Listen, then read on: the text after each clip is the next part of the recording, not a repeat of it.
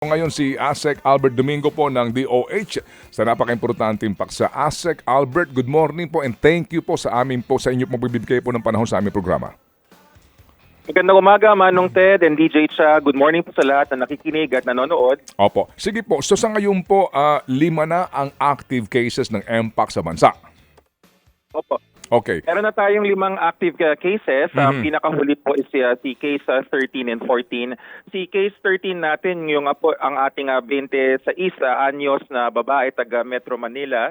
Nagsimula po ang sintomas noong August 20, yung pong mga pantal at mga butlig. May kasabay na lagnat, pamamaga ng kulani sa kanyang lieg. Tapos nung pong kinalaunan, nagkaroon siya ng sore throat at paglalaglat nga niya. Yung pagkuha ng sample sa kanya, positive for MPOX clade 2 DNA. May close contacts po siya na lahat naman sila ay asymptomatic, 2 po yung close contacts. At kasalukuyan pong patuloy yung pagtatanong, yung ating investigation dun sa case kasi po medyo maselan na tanong yung mga tanong tungkol sa sexual activity. So lalo na po ito po yung isang tao na nakakuha ng clade 2, alam natin skin to skin. Lalo na po, Manong Ted, yung ikalawa, yung case number 14, bata po, 12 years old na bata, taga Calabarzon, nagkaroon po siya ng simptomas noong August 10. Hindi naman po siya naglibot at nagpunta kagad sa kanyang rural health unit. Doon po nagkuha ng test sample doon sa skin kasi may mga butig rin all over his body, pati doon sa groin area sa may-ari. At nag-positive po para sa MPOX clade 2 ulit. Sa siya naman po, merong 4 na close contacts, all asymptomatic naman, walang mga nangyayari. At sila pareho, wala silang biyahe sa labas, wala rin silang biyahe sa loob ng Pilipinas. So, tingin nga namin talaga, ito pa rin yung local transmission nung dating strain na clade 2. Dating local transmission ng dating clade 2, yung dating yung kailan yun? Yung dati po, Manong Ted, simula po July 2022, siya po yung dahilan ng unang deklarasyon ng WHO. Yung ikalawang deklarasyon po nung ngayong buwan na ito ay dahil sa clade 1B. Opo. Paano po ang mga pangyayaring ito? How do you explain this medically? Paano po? Kasi Metro Manila, yung mga kaso ngayon na pinag-uusapan. Opo. Then ngayong Calabarzon na po ito at 12 anyos pa na bata. Ano ho mga posibleng paliwanag kaya dito? Ang ating epidemiologists po, tinitingnan nila kung may kaugnayan yung ating yung first 4 active cases, si case 10, 11, 12, 13. Dahil lahat yan NCR. Tama po kayo, kami rin po ay medyo napapaisip paano kaya nangyari yung case 14. Ang isa po sa mga teorya na kinikonsidera ng Department of Health, meron ho talagang local transmission at dahil mild yung ating clade 2, hindi siya napapansin ng tao hanggat nung tumaas yung pag-aalerto natin dahil sa ating information campaign and dun sa emergency na dineclare ng WHO, mas lumapit po na kusa na mag-test ng mga tao at ngayon nalalaman natin, ito palang butlig na to, MPOX pala. Ganun po yun, parang tingin namin nangyayari ngayon. But we are very careful also in asking, Manong Ted, yung mga tanong nga tungkol dun sa physical contact and lalo na yung intimate questions. Considering yung pinakahuli natin ay kabataan. Opo, itong 12 anyos na ito, nasa siya ngayon? So, pareho po sila. Pareho silang sa kanilang mga bahay nagpapagaling. Inallow Opo. sila for home isolation. Opo, ito ho'y nag-aaral ng bata? Opo, hindi ko nakita yung direct verification na Okay. Manong Ted, but I would presume po na nag-aaral ng ating kabataan. Opo, yung nga po, paano ho kaya? Kasi kung skin to skin po ito, close contact talaga, paano nga po nahawahan itong batang ito, mga magulang niya o sa school o ano man po? Kasi kami po, kami na nagbabasa po ng balitang ito, nag-iisip din at meron kaming kahit papaano po pagkabahala sa pangyayaring ito. Tama, Manong Ted, kinukonsidera rin namin na ito kaya ay nakuha sa eskwelahan. Isa pong sigurado tayo, hindi niya naikalat dahil nung nagsimula yung sintomas niya, hindi na siya lumabas. So sabi nga namin, magandang behavior yun, marunong pong ating kabataan na pasyente, hindi na siya lumabas. Pero ang ikalawang tanong is, nakuha kaya niya sa eskwelahan? Based on our initial reports na nakuha mula dun sa local government, wala naman pong may simptomas dun sa iba. At actually, they will report kung merong close contact sa eskwelahan. The fact na nagsulat sila ng 4 lang na close contact, tingin namin ang natanong lang sa initial investigation ay yung mismong household sa loob ng bahay. Pero pina-follow up po namin ito, Manong Ted, and if ever naman po na meron sa ibang mga simptomas, mapipick up po yun. Awa ng Diyos, wala naman po nagre-report. Opo, clade 2 ito na variant ng Mpox. Sa 12 anyos po, ano ho ang mga dangers dito kung meron man? Sa 12 anyos, bagamat mas bata po siya, hindi naman po mas mataas yung pagkadelikado ng Mpox clade 2. Ang sintomas pareho pa rin po yung ating mga butig, yung lagnat, saka yung namamagang kulani. Kung titingnan kasi natin sa ibang bansa doon sa Africa, kaya nagiging delikado yung mga immunocompromised, yung pong may people living with the HIV dahil mahina talaga ang kanilang immune system. So yun po yung mga tumataas yung mortality. Pero in general, maski dito sa ating, hindi naman ho masyadong bata ang 12 years old, nakakayanan po ng kanyang katawan. Okay. Doc, yung pong nauna na nanggaling daw dun sa spa, tapos ang sabi ng QC government, hindi nakikipagtulungan yung spa operator doon sa pag-trace nga po dito ho sa... Yung bang pasyenteng yon alam na kung nasaan at nagkaroon na huba ng contact tracing? Opo, you're referring, Manong Ted, to case 10. Okay. Si ating case 10 ay patuloy na nagre-recover in hospital kasi may iba ho siyang condition. Hindi lang natin ma-disclose due to privacy. Okay. But Opo. okay naman po yung kanyang condition. Yung pong pasyenteng yon, to our knowledge, all 47 close contacts na contact na nakausap ng Quezon City at nag-report back.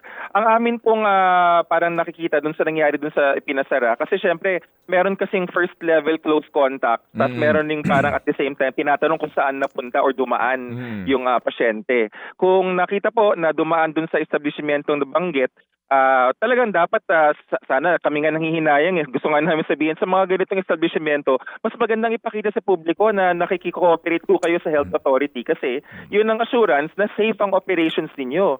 Kung hindi ho kayo nagko-cooperate sa contact tracing at ayaw nyo hong papasukin ng mga doktor na nakaputi, hindi naman kami police, medyo ho yan, may malaking katanungan ho yan. Ano nangyayari sa loob? Bakit ayaw nyo magpa-contact trace? So yun po yung kailangan natin tignan. Yung attendant, kasi di ba customer ito nung spa, yung attendant ito, male din, di ba?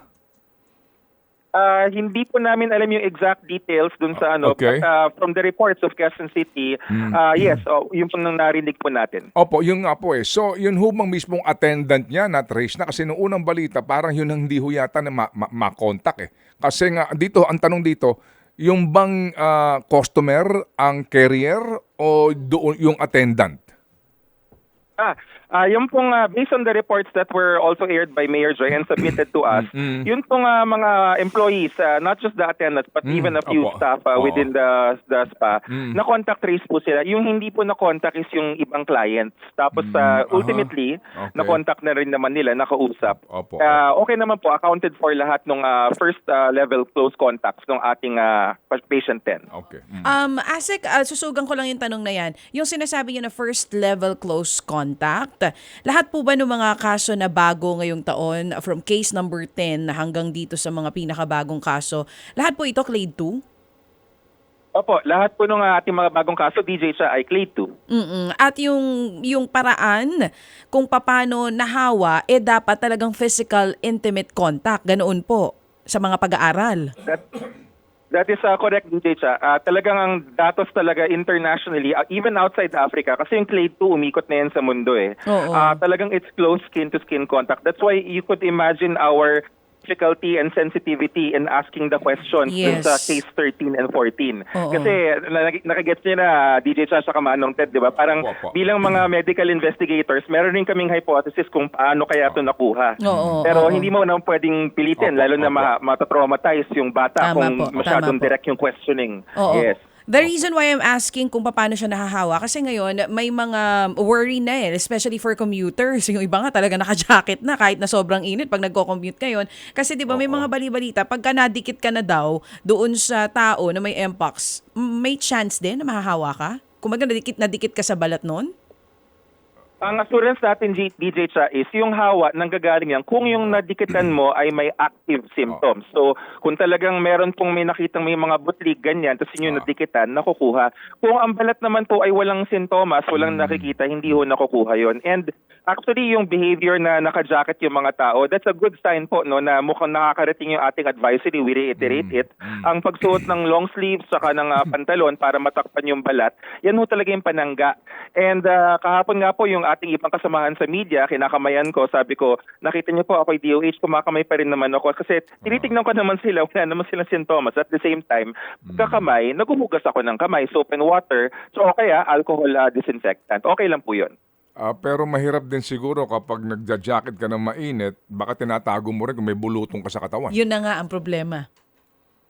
Ano naman po yan? That is actually a sign of protecting others. Okay. Siyempre, Okay. ang advice natin sa mga commuter, hindi naman kailangan the whole time naka-jacket. Pagka wala na sila Okay. dun sa close contact, wala na mga katabi, Okay. hindi na siksikan, pwede na po kayo magtanggal ng inyong jacket. Okay, sige po. So sir, ngayon po ang tanong dito is, ano po ang estado ngayon ng bansa dito po sa Mpox virus na ito? Para po lamang sa kapanatagan ng loob ng ating mga manonood. Opo, Manong Ted. So, bibigyan ko ng diretsong sagot at papaliwanag ko ng konti. Wala ho tayong naiisip na lockdown dahil ang nakikita nating kalat ay clade 2 pa rin. Ito pa rin po yung ating close, intimate skin-to-skin contact. Malakas po ang datos both locally and internationally na yung paraan ng paghawa ay kailangan talaga kiskisan ng balat at hindi lang yung mabilis ang daplos. Yung talagang tulad nga ho nung sa case 10, 11, 12 no, na meron silang sexual activity. So talagang kiskisa talaga ng balat yun. Si 13 and 14, follow up natin yung questions.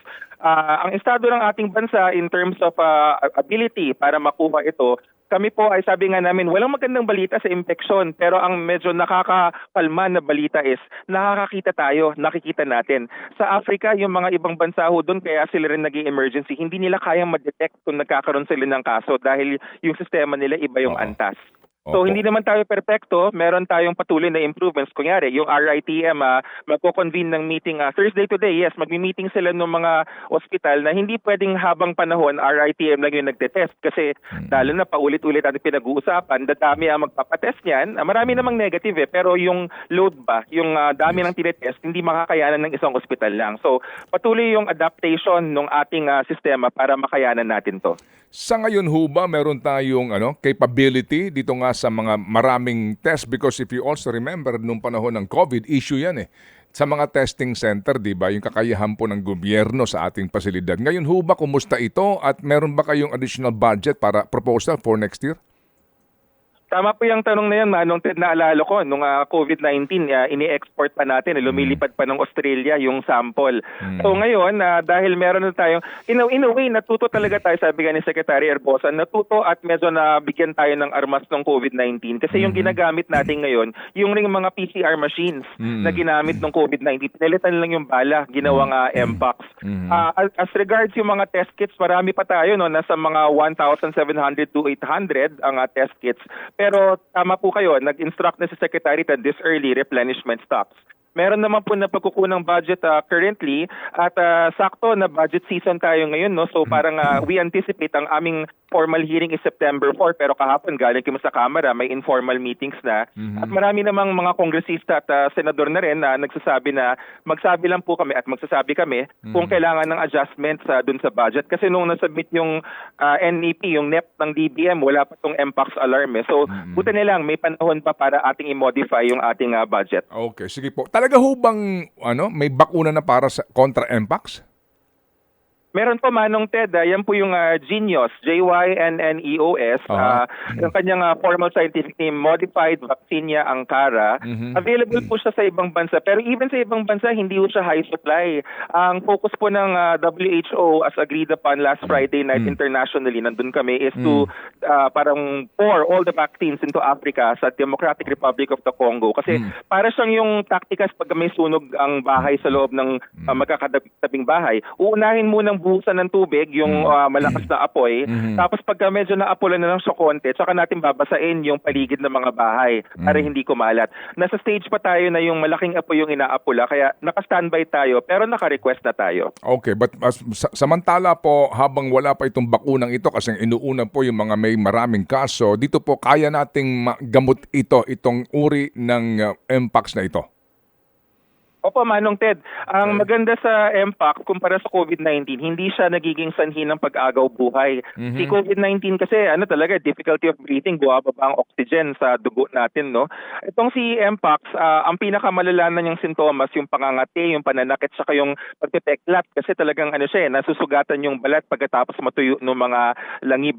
Ngayon, kaya natin siyang gamutin dahil ang gamot dito is what you call supportive. So sa pangangati, may antihistamine, sa sakit analgesic, pero hindi siya yung deadly. Kaya natin siya. Opo, salamat po naman. Sir, pahabol lang po ito. May balita po, international news ito, na yun daw pong bakuna for lung cancer ay available na sa UK. Anong inyo pong nababasa sa mga journal ninyo? Ito ba'y maaari natin makuha? Ang general approach natin, Manong Ted, is pag may ganyan tayong bagong balita, nire-refer natin sa FDA as soon as possible kasi ang first check sa sistema natin is ito ba ay papayagan, safe and effective. Okay. So, ngayon ko lang rin po narinig yan. Ako'y excited dahil marami rin ako mga kamag-anak na namatay sa lung cancer. So, that would be a very interesting development and we have to ask our FDA to look into it. Okay, sige po. So, Doc Albert, salamat ha. And we sincerely appreciate na kayo po'y laging available kasi itong mga bagay na ito, importante pag-usapan po para magkaroon ng sapat at tamang kaalaman ng publiko. Anytime, Manong Ted, dito siya. Maraming salamat din po kasi malaking tulong ang media para ang ating risk communication po ay maganda. Salamat po at magandang umaga. Opo, thank you. Si ASEC Albert Domingo. Ted Filon at DJ Chacha. Ngayon, nasa Radyo 5, 92.3 News FM. Monday to Friday, 6 to 10 a.m.